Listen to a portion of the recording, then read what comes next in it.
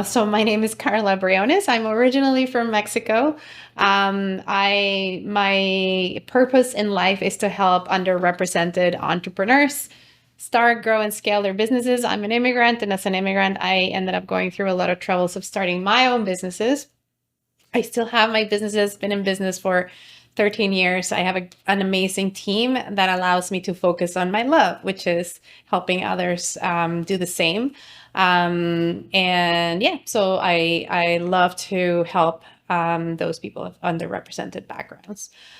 So I'm going to very briefly tell you I'm hoping you will learn today. I'm going to talk to you about different ways to fund your business. NACA obviously is top of my list.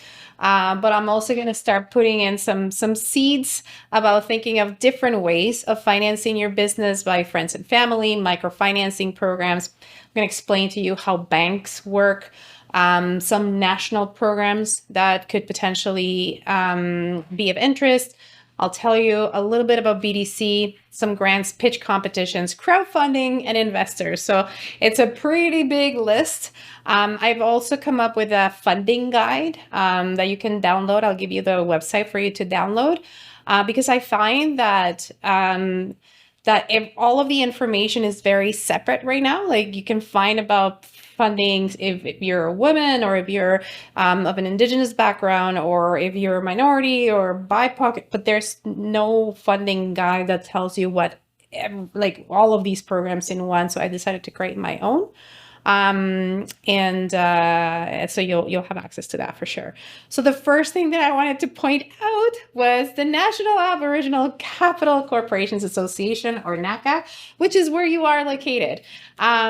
So basically, I would highly recommend that if you're not familiar with what NACA is all about, check the website. I'm going to talk about a specific microfinancing program that it's fairly new, launched in September for women, Indigenous women entrepreneurs. But I mean, this is their headquarters, and they do have a lot of support available for Indigenous entrepreneurs. So highly recommend you check out their website and you check out the different programming, and that you talk to the people that will be that are in charge of this. But they're definitely a really big support for Indigenous entrepreneurs. Okay, so I'm going to start to plant some seeds for friends and family. And I know that we all come from different backgrounds, and this may or may not be a possibility. But I always recommend entrepreneurs, particularly when you're starting out, to start by looking at your friends and your family and those that are close to you that might actually be willing to take a chance in you. Some of the good things about looking at your friends and family is that it's usually the first recourse to get some sort of funding. They're usually a little bit more forgiving as well than outside individuals or outside organizations. And it's what I like to call the patient capital, because they're, obviously friends and family are going to be a little bit more patient with you and making sure that they get their money. Now, some of the cons of actually asking for money to your friends and your family is because you lose, there's high risks of losing friendships, or you can have strained relationships. Holiday parties, so if the business doesn't go well, they don't get their payment, it might be a little bit, won't be as fun. So there's definitely some pros and cons associated with getting money from friends and family. But at the end of the day, honesty is always going to be key. So making sure that you are upfront about what risks are involved if you do ask for their support. Honesty, for me, honesty. But also to be very be very strategic about how you approach them. And usually if you approach them with some sort of laid out business plan or some sort of business canvas that actually walks them through your idea, then you might come across as somebody who's a little bit, has put some thought into this business, particularly if you're just starting out, so that they understand what they're going to be funding. And putting some rules behind the investment in writing is also a really good, a good thing to do. So there's several different types of friends and family investments. The first one, obviously, is the one that we love the most, which is a gift.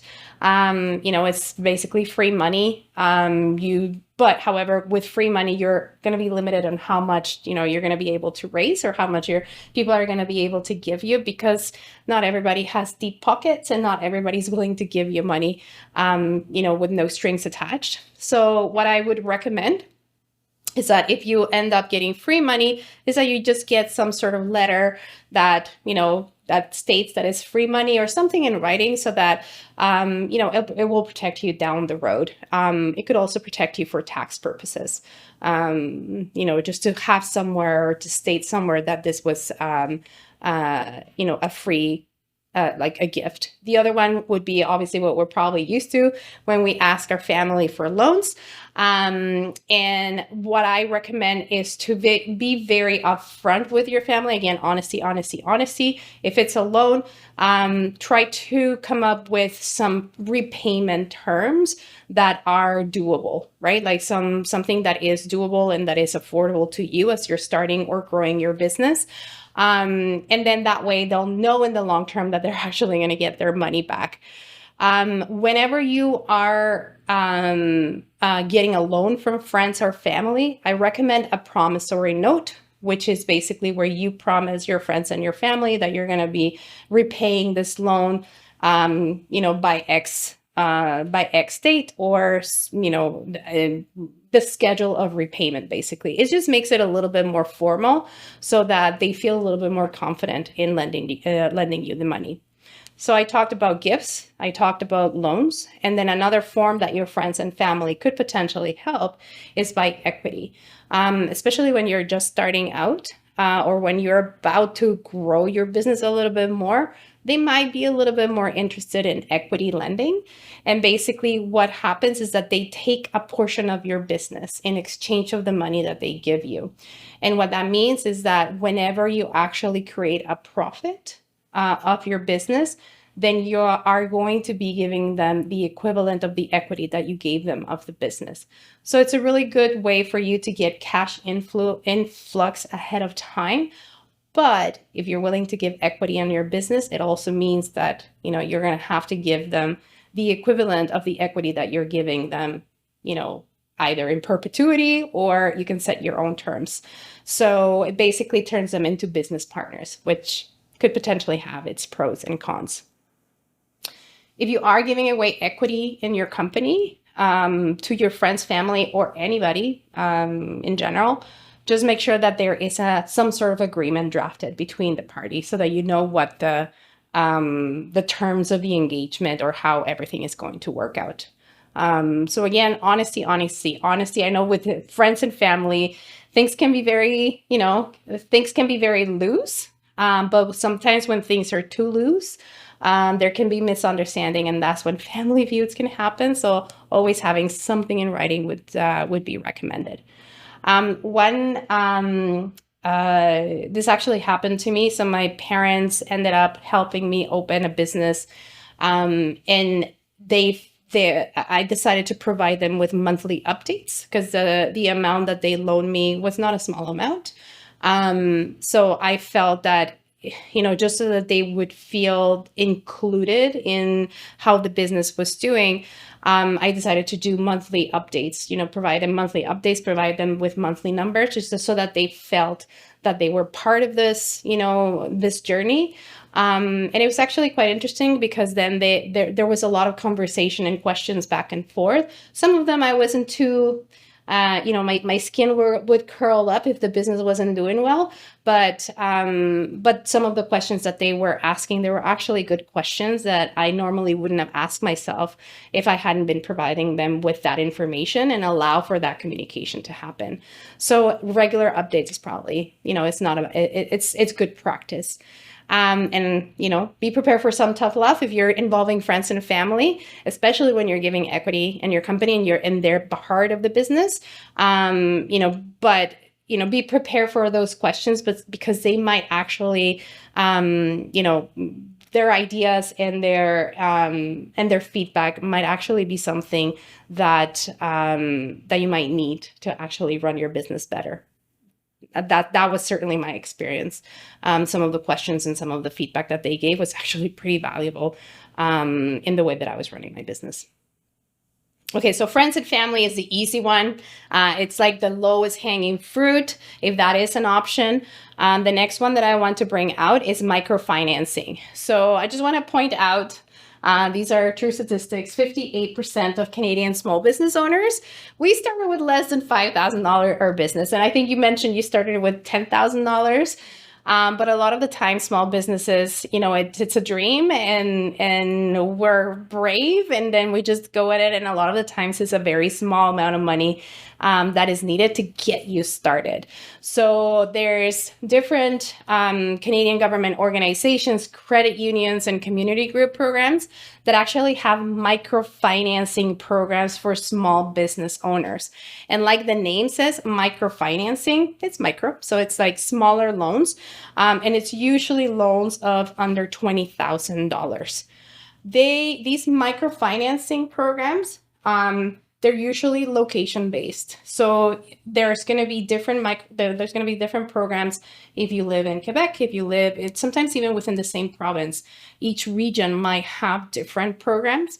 So they're very, very, very location based. So what I recommend, if you're looking for microfinancing, like if the requirements are not as, hundreds of thousands of dollars, just to get you started or to get you to the next level, the recommendation would be to search online for microloans for Indigenous entrepreneurs, or microloans for starting a small business, or microloans for women entrepreneurs, depending on what sectionality you want to investigate.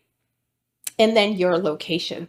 And more likely than not, you will get a list. And I've added a few in the guide that I made.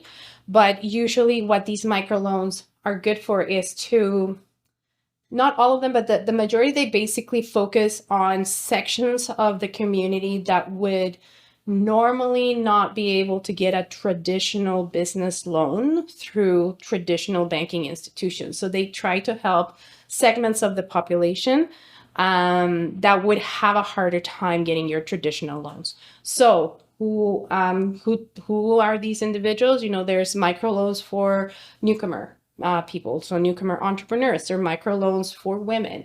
There are single mothers. There are microloans for Indigenous entrepreneurs. So there's a whole bunch of different types of microloans. But again, they're very location based. So just make sure that you look at the different intersectionalities where you kind of fall into, whether you're a woman, whether you're a young person, whether you're, Indigenous entrepreneur, so on and so forth, plus your location, to find out what are the different programs. I'm just going to give you a sample of what I know is out there in the vicinity. Pero, if you are an Indigenous woman or an immigrant woman entrepreneur, Pero has some really good microfinancing programs. They're part grant, but then part funding, like part loans as well. So check them out for sure. The Ottawa Community Loan Fund. This one is it's a great organization, actually. And they help you with, somebody was talking about equipment. Oh no, actually, no, it was the other entrepreneur that I was talking before. So if you're looking for, if you need investment for equipment for your business, they do have a microfinance loan for that specifically. Again, it depends on the intersectionality that you fall in, but they usually have a pretty wide number of loans available. Their loans go up all the way to, I believe, $30,000. But check them out. It's a good resource to tap into. Corrales, again, this one is female focused, and it's basically a whole bunch of women in Canada that got together, put money down, and they're funding other entrepreneurs, to scale their businesses. And then, as I was telling you at the beginning, NACA has different partnerships with different other, institutions, but they have the new microloan available that they launched in September. Again, this is just a small sample of what, microloans are available in in sort of this region, but there's more. There's absolutely more depending on where you fall in the intersectionalities that I talked about. This is super important.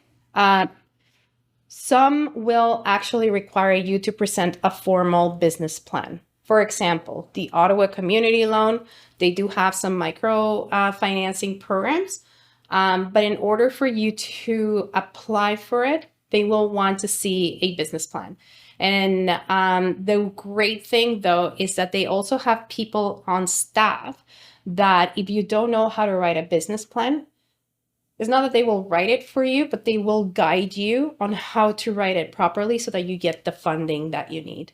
So microfinancing, unfortunately, many times there's going to be some sort of exchange or some sort of business plan requirement so that you're able to qualify for these. So that tends to be sort of like a bit of a hiccup at the beginning when you're an entrepreneur and you really want to either start or grow your business. You know, it's a piece of information that a lot of the times we're not ready for. But some of these organizations do have some people that will guide you on the business planning, right? The writing of the business plan and the financial projections that they request from you. Any questions? Oh, okay. I think I'm just like plowing through everything. So the next one, I'm just going to briefly talk to you about banks. I mean, love them, hate them, kind of, you know, as an entrepreneur, they're an interesting option for financing. And I say interesting very loosely, but I'm going to tell you how bank loans work. There's actually 4 main categories of bank loans. It's not like you go to the bank and there's something called a bank loan. Banks are gonna assess you as an entrepreneur, and they're gonna figure out which category, you know, they're willing to put you in. So the different categories. So the first category of a bank loan that they consider is a personal loan. So basically, they're gonna say, okay, you need money for your business. Well, have you thought of opening a line of credit? Right? So it's like a personal loan because it's through your own personal line of credit. And basically, they lend you as an individual and not the business. Obviously, as we all know, lines of credit, they're, you know, usually they're probably going to require some sort of personal guarantee. But if it's an unsecured line of credit, then be prepared to pay a higher interest rate. And then to access the funds, it's a preset credit limit. So they'll tell you, okay, well, we're willing to give you a $5,000 personal line of credit. And, you know, it's only $5,000 that you have access to. Now, you are going to only pay interest on what you borrow. This is pretty, I think most of us know how lines of credits work. And if you don't, then you just pay interest on the money that you use. And then once you get approved on a line of credit, there is no need to keep reapplying. You just have access to that credit, that limit, and you'll continue to have access to it. Obviously, you have to repay it, and then you can continue to have access to it. Obviously, your personal credit score is at risk if you overspend and are unable to pay it back. So that's one option when you go to a bank that they'll probably give. The second option is if you already have a business, they're going to give you an option for operating credit. And what that means is, obviously, there is a personal line of credit that I talked about. Operating credit is for businesses.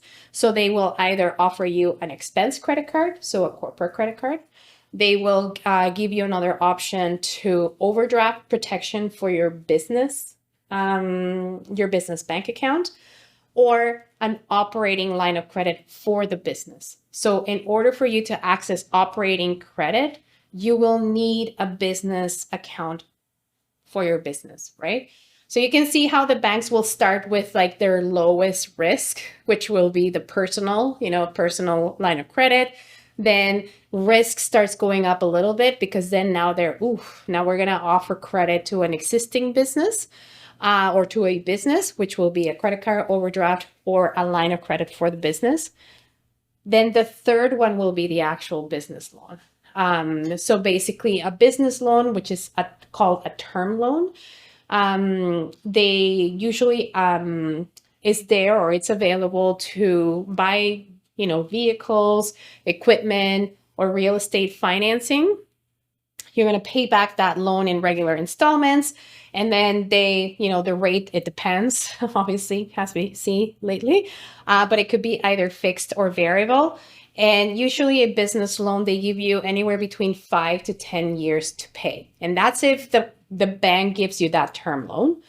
When you're shopping for a loan, you obviously need to shop and see what is the duration of that business loan. If it's going to be 5 years, 10 years, so on and so forth, the percentage that you need finance, and then the flexibility of the repayments, super important. And what is the collateral that the bank is going to require in order for them to lend you that money, right?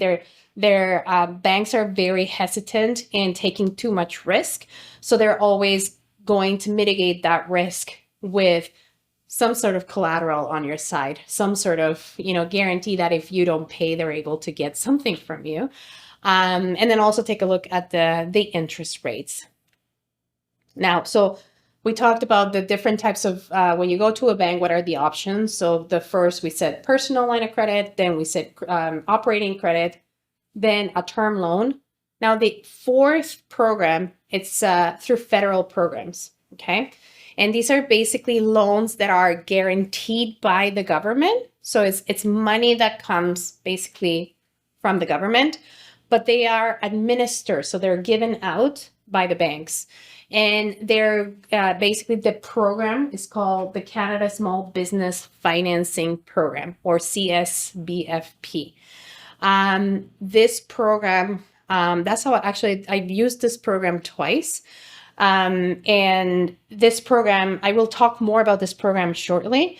But again, this program is a federal program. So it's not a bank program. It's a federal program that the banks administer on behalf of the government. When you're going to the bank, this is how you build a proposal for financing. You have to be very specific on how much money you need to borrow and what is the purpose of the loan. And then you're going to explain your background and your experience. And obviously they need to know what is your ability to repay the loan based on financial projections. So actually, here we go. So important is the banks will always, when you're going to the bank and you're asking for a loan to the bank for your business, they will always, always, always request a formal business plan. There is, especially if you're starting a business or you're at the startup phase, they will always require a business plan. If you're scaling your business, then they're going to want to see financial information for the past 2 or 3 years so that they can make an assessment to see what type of funding you qualify for. But if you're just starting your business, be prepared for the bank to ask you for a business plan. And unfortunately, as a startup, there is no other way around that with banks. So business plans will become very important. And they will require some, 2 to 3 years of financial projections. Expect resistance from commercial banks. And I'm not putting it there to scare you or dissuade you. Sorry. Sorry, but this is normal for everybody, for every entrepreneur, regardless of where you're coming from, the type of business that you're opening. Banks tend to be very leery at the beginning. They will try to really mitigate their risks. So there's always going to be some hesitancy. So that's why your business plan and your projections and doing your homework that way is going to be super important. So the resistance is normal. The resistance, I think all of us experience it when we're starting out in business. But I also want to say that they're not the only option. That and that's why I want to encourage thinking outside of the box when you're thinking of financing. So the banks are not the only way. Now, I'm going to very quickly talk about the CSBFP that I mentioned, the Canada Small Business Financing Program. That one is basically to increase funding for new and existing businesses, and it's a federal program. Normally, it's used to start or to modernize businesses. And what happens is that the bank and the government, they share the risk. So usually the bank is the share of the risk is the government takes 80% of the risk and the bank takes 20% of the risk. What does this mean? Let's say you go in and ask for $100,000. Let's say your business doesn't do well and you have to shut it down.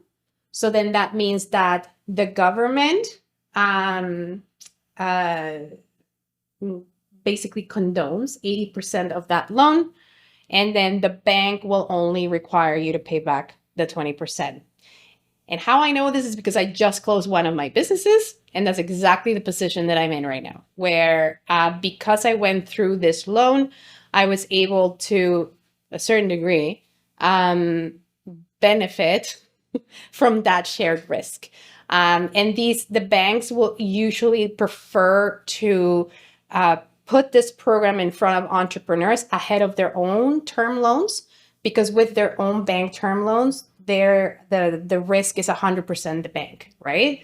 So with this loan, with this federal loan, the risk is shared. So then that means that the bank's always going to get the money, and the one that usually loses is the government.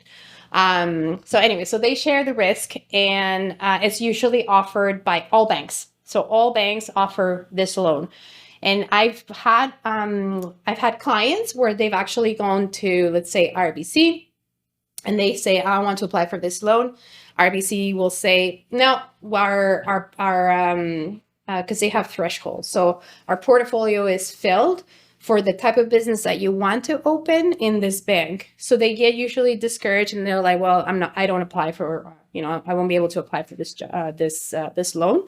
But the thing is that you can actually shop it around, right? So every bank, Scotiabank has a different threshold.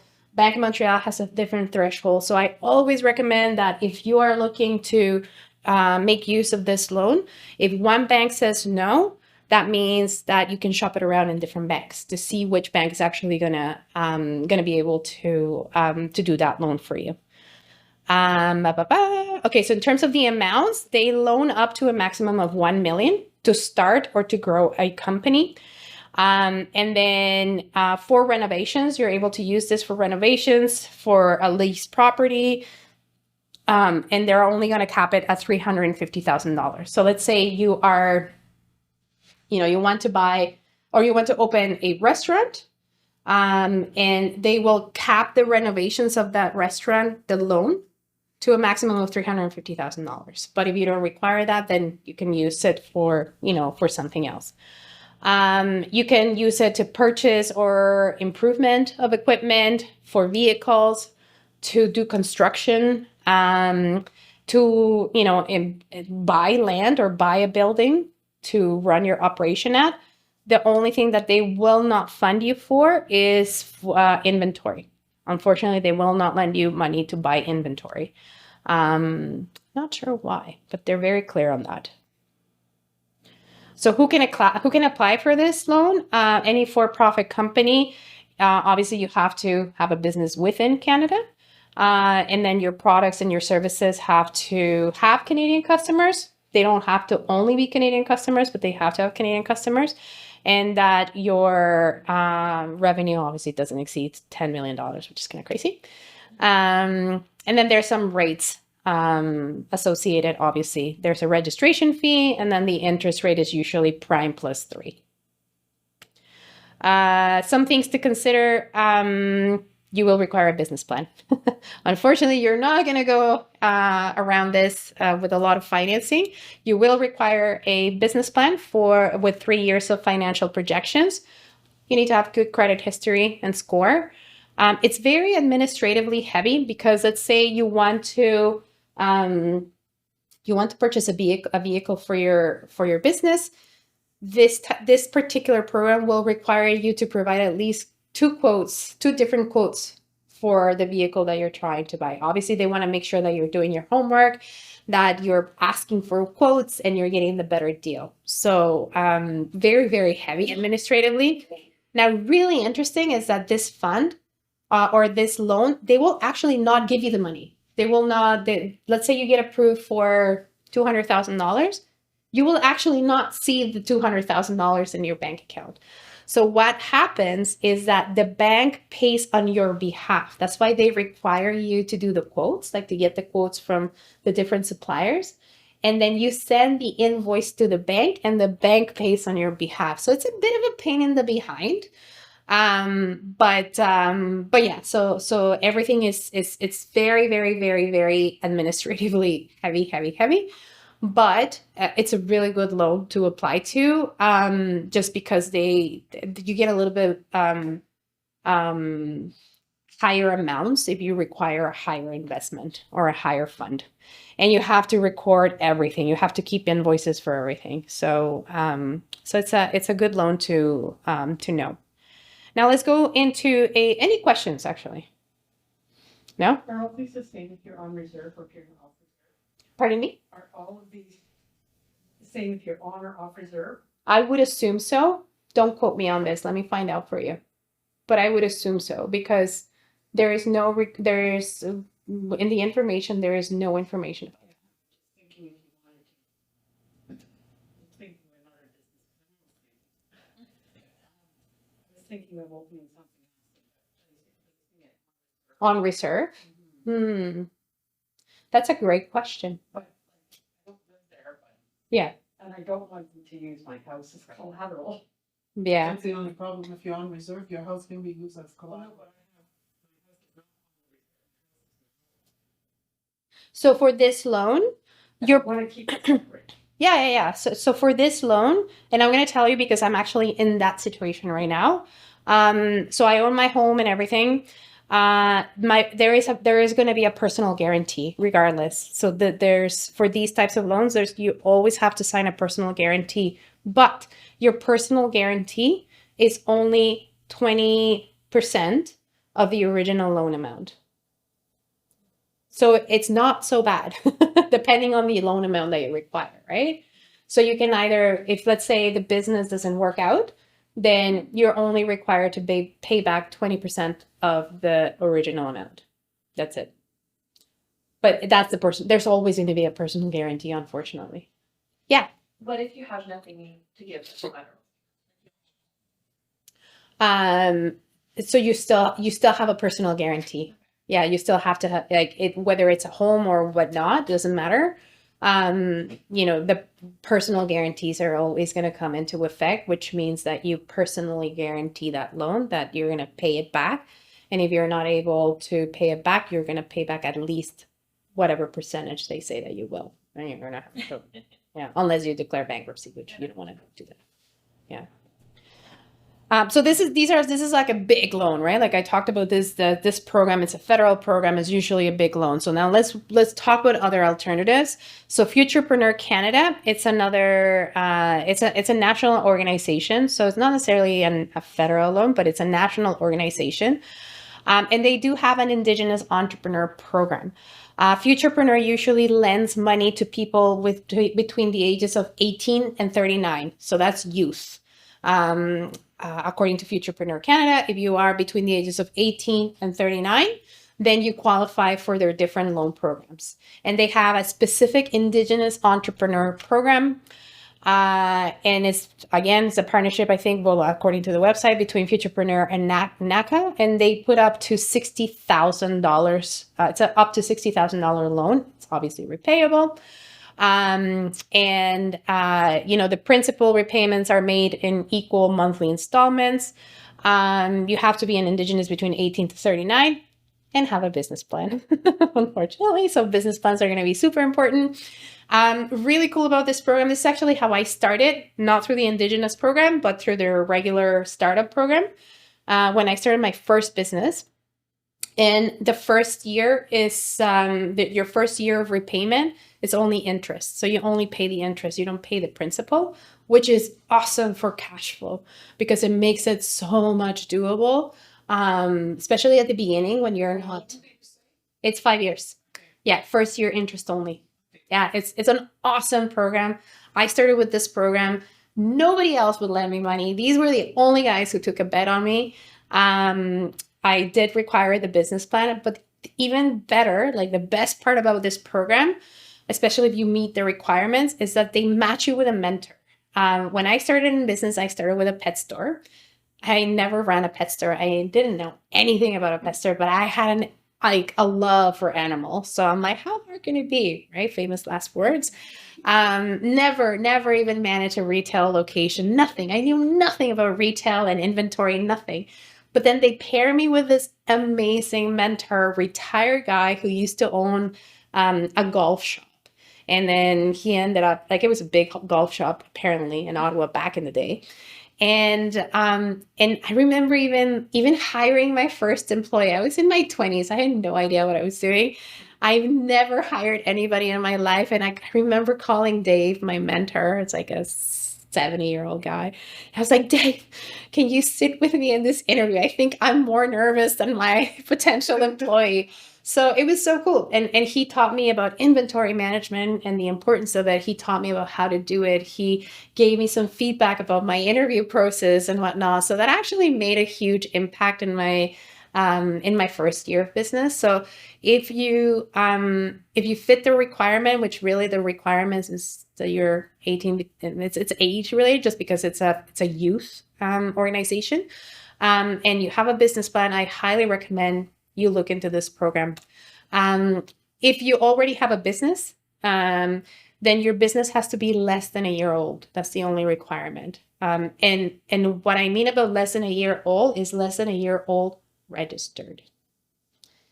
Okay, so if you haven't registered it yet, then it doesn't count. And then you have to agree to work with a mentor. Now, for people that are older than 39, there's another way around it. And is that, and this is told by them, right? Like I'm not trying to like rig the system. But if you have a family member or a friend that fits the age requirement, you can actually go in together onto this application and use that person's age. I'm not rigging the system. They actually have told me that people do this. And I don't have to be a partner. They could be a silent partner. Exactly. They could be a silent partner. Yeah.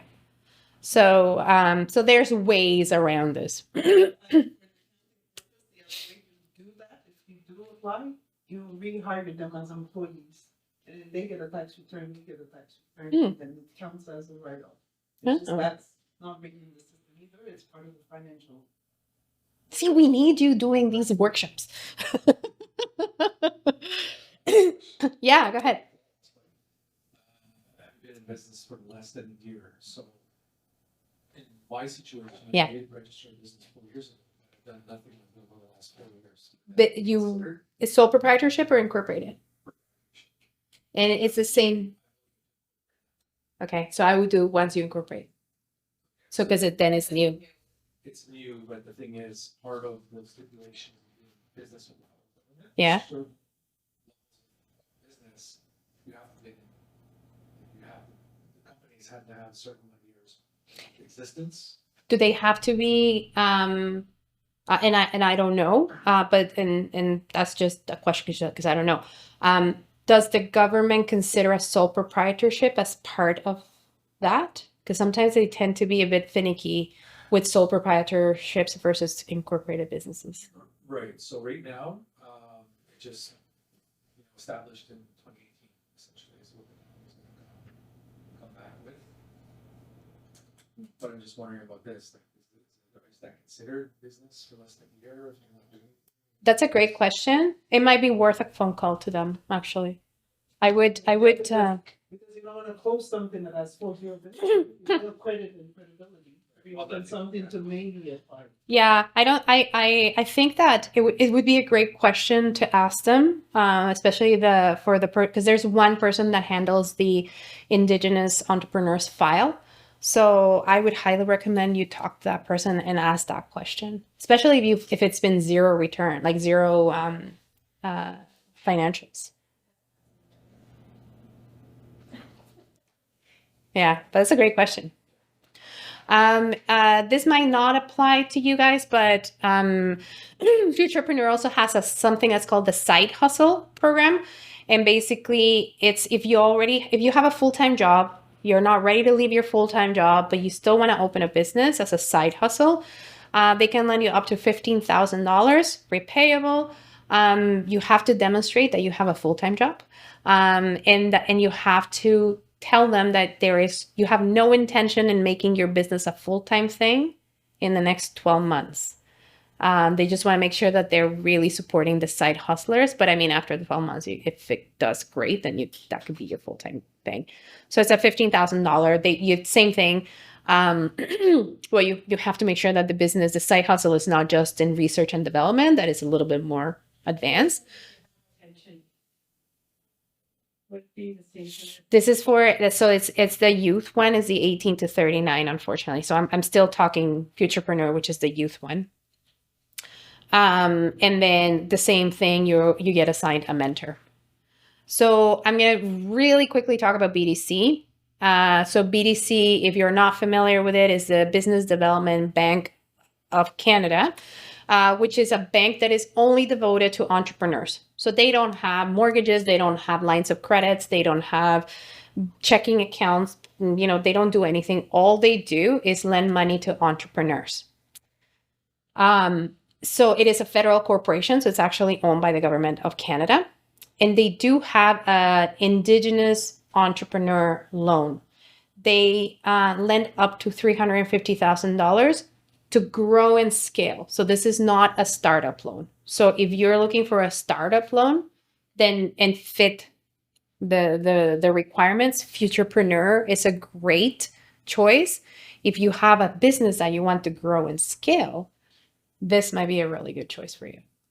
So for your existing business, this might be a good option to look into. Okay.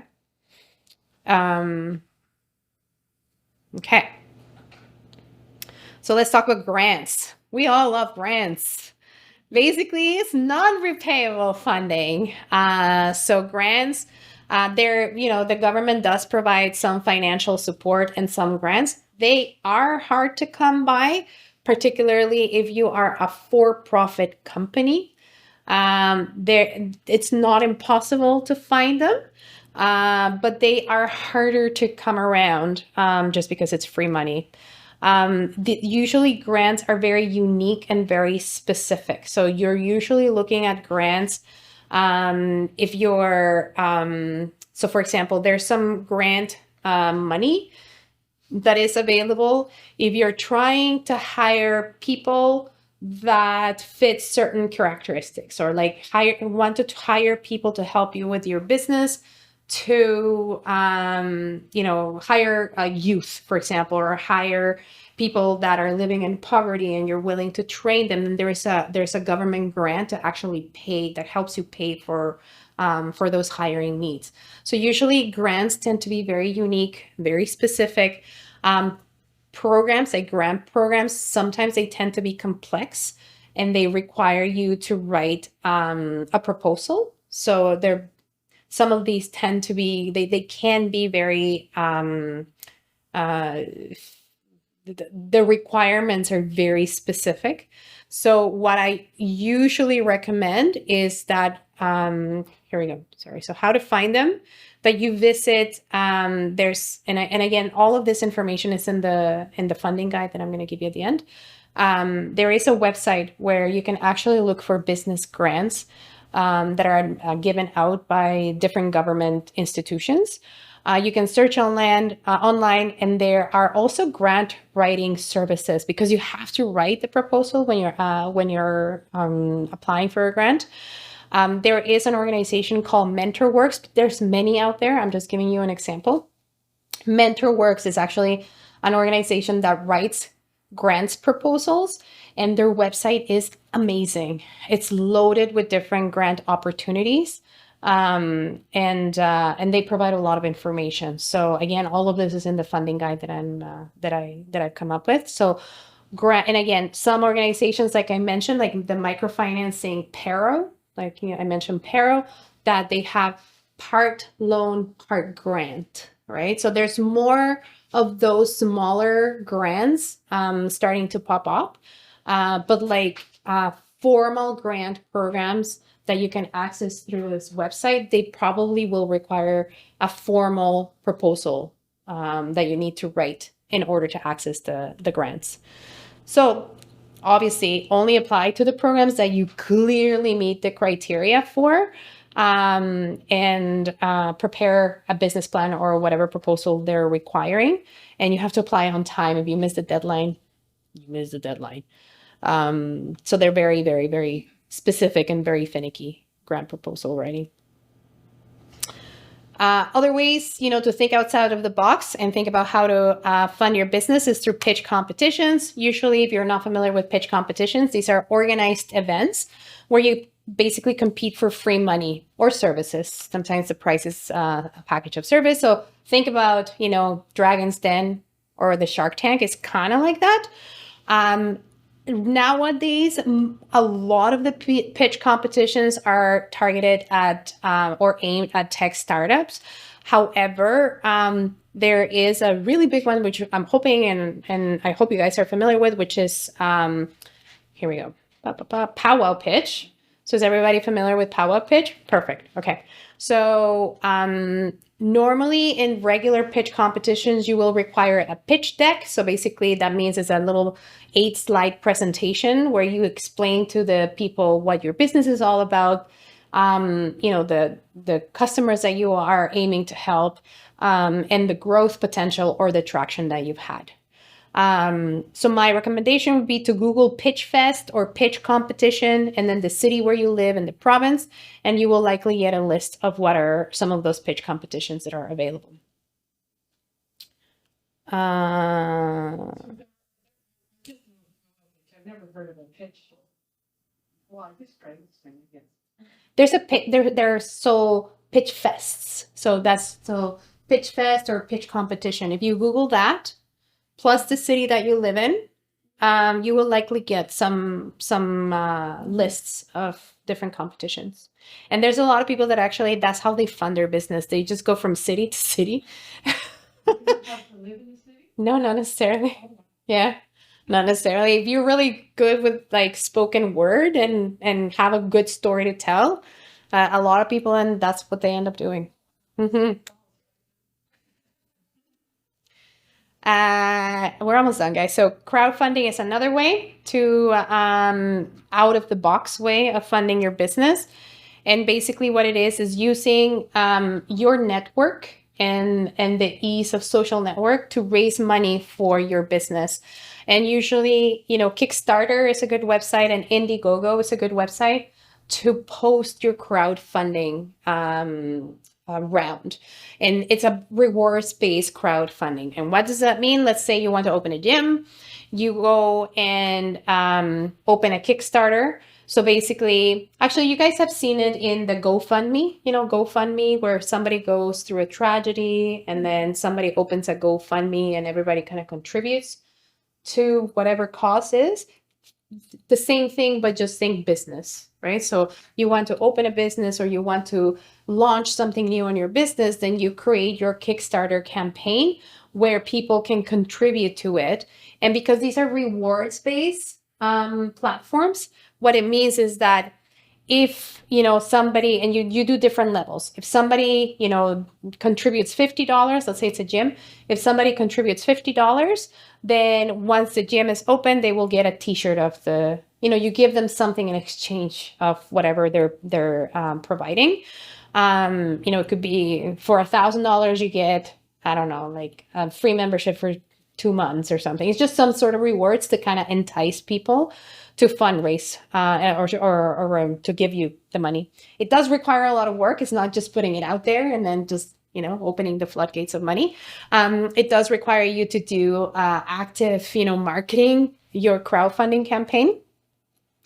You have to make sure that you set your goal, you determine how much money you want to raise, have your rewards strategy, and then prepare it and post it on the crowdfunding platform. Obviously, it has its pros and cons like everything, because It can be like once people start giving you the money, it's like, oh my God, like it's the pressure is on, right? Like you have to deliver and you have to make sure that you're able to raise what you set yourself to raise. Obviously the pros, you get access to money, by pulling money from people that you know or that believe in you. Investors is another one. Usually investors are used when you're at a later stage in your business. There might be some seed investors. That means that people that invest in people when they're just starting. But if you have a good business, I would recommend that you look at Raven Indigenous Capital Partners. So this is an Indigenous business focused investment firm where they see businesses and they're not just looking at the numbers, they're looking also at the potential. They have a really good portfolio of Indigenous-based companies in Canada. And there's companies, and it's not just tech, which I love because a lot of these big investors are only interested in tech companies. But Raven Indigenous Capital Partners, they have beauty, like they have Cheek Beauty as one of the companies they invested in. They have a new company that does land. They take basically they improve the land.